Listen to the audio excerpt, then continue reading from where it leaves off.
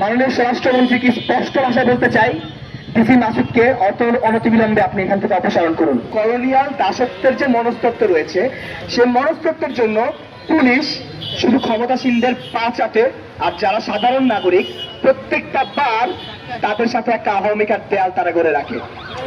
অথচ সম্পর্ক হওয়া উচিত ছিল কেমন? পুলিশ জনগণের বন্ধু হবে, পুলিশ জনসাধারণের জন্য হবে। যখন জনসাধারণ কোনো বিপদে পড়বে, কোনো সন্ত্রাসীর দ্বারা আক্রমণের শিকার হবে, তখন পুলিশ এগিয়ে আসবে। অথচ আমরা বারংবার কিন্তু এটার ভিন্ন জিনিস চিত্র দেখেছি।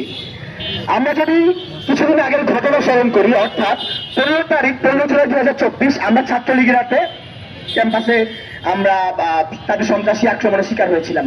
16 তারিখে একটা ধারাবাহিকতা ছিল। ঠিক 17 তারিখ আমাদের ক্যাম্পাসের হল পাড়ার আমাদের অভিজ্ঞতা কিন্তু ভালো ছিল না। আমাদের হল পাড়ায় কিন্তু পুলিশ ঢোকে, আমাদের উপর টিয়ার গ্যাস নিক্ষেপ করে, আমাদের উপর রাবার বুলেট নিক্ষেপ করে এবং আমাদেরকে বাধ্য করে আমরা যেন ক্যাম্পাস ছাড়ি। আমরা কিন্তু কিছু ভুলি নাই। আমাদের মাননীয় স্বরাষ্ট্রমন্ত্রীকে স্পষ্ট ভাষায় বলতে চাই, ডিসি মাসুদকে অনতিবিলম্বে আপনি এখান থেকে অপসারণ করুন।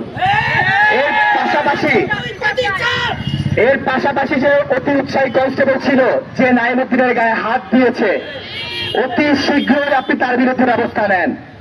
না হলে আমাদের অতীত ইতিহাস কিন্তু ভালো না। 111-এর সময় কিন্তু আমরা দেখিয়েছি, আমাদের ঢাকা বিশ্ববিদ্যালয়ের কোরআন শিক্ষার্থীরা যদি কেউ তার কালো হাত দেয় অন্যায়ভাবে, সে হাত কিভাবে ভেঙে দিতে হয় আমরা শিক্ষার্থীরা খুব ভালোভাবে সেটা জানি। এটা আমাদের লাস্ট ওয়ার্নিং, হুঁশিয়ার হয়ে যান।